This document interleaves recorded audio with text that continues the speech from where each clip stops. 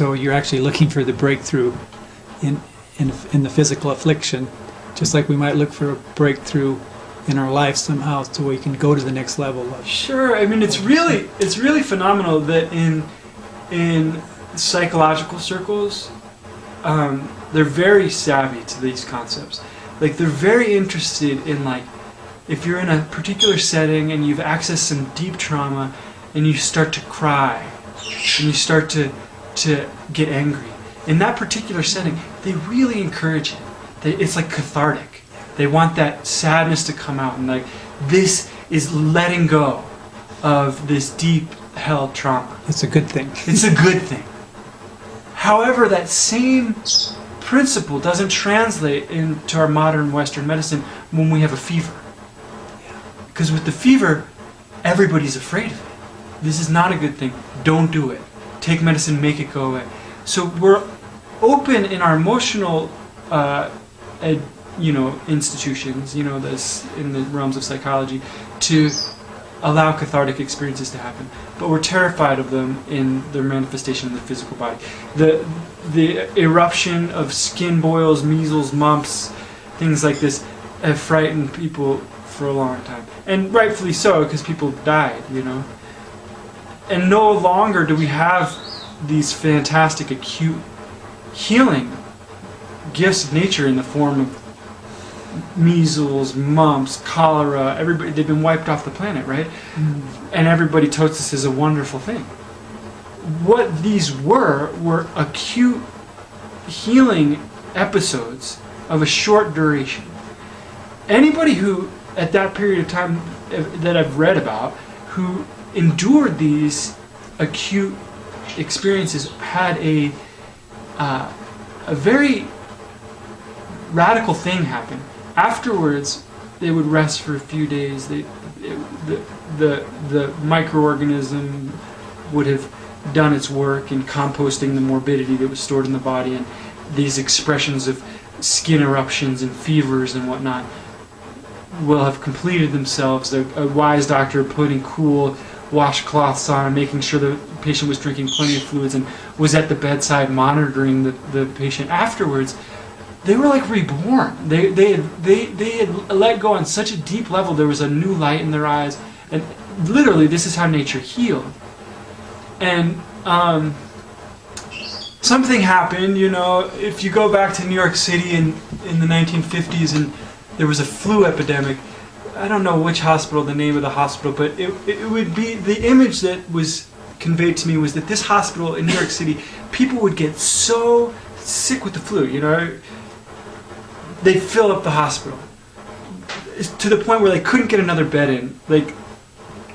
And basically, if you had a fever and you were of a certain temperature, you were going to live. If you could break the fever, and if you didn't get a high enough fever, you were going to die. And basically, in the 1950s, like half the hospital population died of the flu, And it was traumatic for doctors. And then there was the advent of penicillin, which basically suppressed the fever, and nobody died.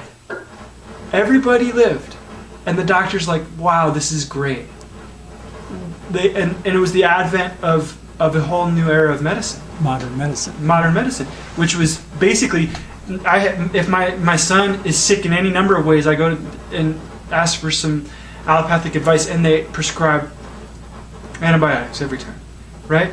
Well, what was happening there wasn't enough care for the individuals in that institution. You were dealing with several doctors dealing with 1,000 patients. So penicillin was a wonderful treatment. People would live, and it was effective at making this resolve. What was happening was it was getting suppressed. Now, when I went back to the original story of like the doctor who was dealing with spinal meningitis or cholera or something, and there was somebody at the bedside caring for the person, changing the towels and monitoring. Generally, a wise doctor was able to navigate an acute fever. A fever didn't frighten a doctor back then. Now 102, 103, it's frightening for doctors. Really, a fever can go to like 108 before the brain boils. Wow. 106, I haven't ever seen it. 105 I've heard about. Myself, I don't think I've ever gotten hotter than 103. But nobody lets these fevers happen anymore, right? So what they're doing is they're cleaning out the body. The microorganisms are chewing on all of our life imbalances and accumulated morbidity and digesting them and eliminating what they've digested. Any digestive process is followed by an elimination. These microorganisms digest all this stagnant life energy and eliminate it through the skin and an acute healing opportunity. And after it's done, it's been let go of. And no more are we holding that. But the people who took the penicillin treatment, the digestion never happened. It was suppressed. It was paralyzed. The elimination never happened. You see it in children now. They get sick 1 year. They go to the doctor. They get antibiotics. The next year, they get sick. Go to the doctor. They get antibiotics. The next year, they get sick. Go to the doctor. They get antibiotics. And it keeps coming. Maybe they get sick 4 or 5 times in a season, the flu season. And now they're not getting the cold.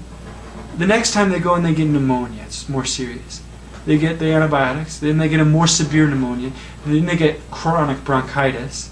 And then they come to you when they're 40 years old and they come for a core treatment or some sort of therapeutic body work, and they're like, I have adult onset asthma, my life is miserable. I'm day to day in chronic suffering.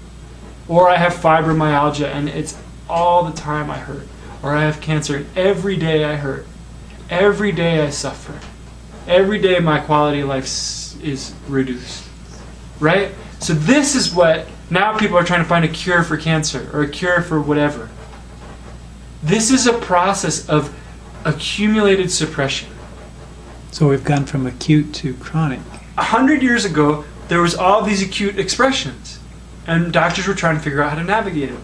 With the advent of the antibiotic era, none of those have been allowed to express. So never, in all those instances, when the child went to the doctor, the body was trying to let go of something. Through the snot, through the fever, through the loose stools. The body was trying to, and the doctor saw the symptoms as problematic, not as wise expressions of nature's wisdom, but they were problematic and they were needed to be eliminated. They didn't need to be supported until they were resolved. They just needed to be stopped. And as they were stopped, what nature was trying to eliminate never was eliminated. So the body accumulates morbidity. And so people's life energy reduces. Their cycles get confusing. Their digestion gets weak. Their sleep gets poor. Their mind gets cloudy.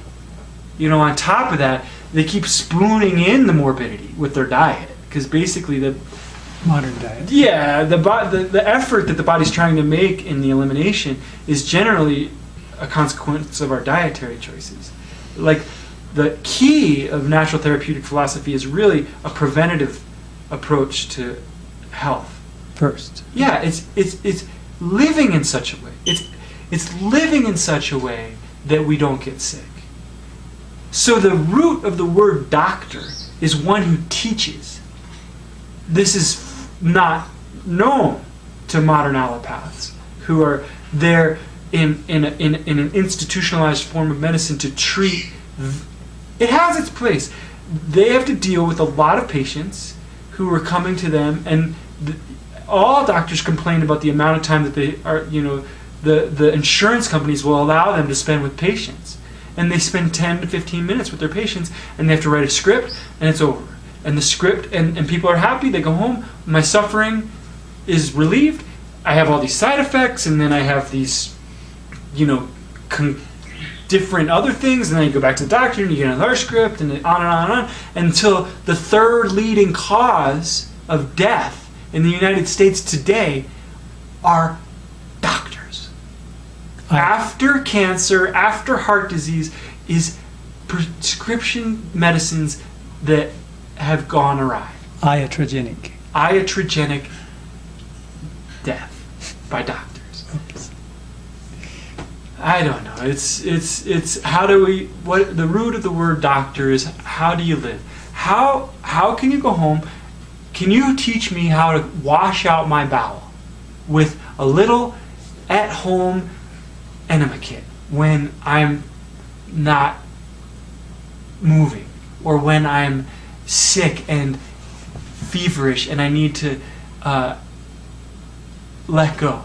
Can you teach me how to eat in such a way as to take out the heavy foods, all the meats and dairy products and hybridized wheats and things that are all these crazy excesses of our modern culture, and just eat simple vegetables and fruits? And if we do that, our body, it recognizes that, it digests these things, it doesn't accumulate so much morbidity, so much baggage that our body needs to throw off through acute healing gifts of Mother Nature's microorganisms that are here to compost all that stagnation that we create in ourselves. How do we not get stagnant? That sounds like another interview, or sounds like another There is another story. interview. I look forward to it. Okay. Thanks, Zach. Thanks, Don.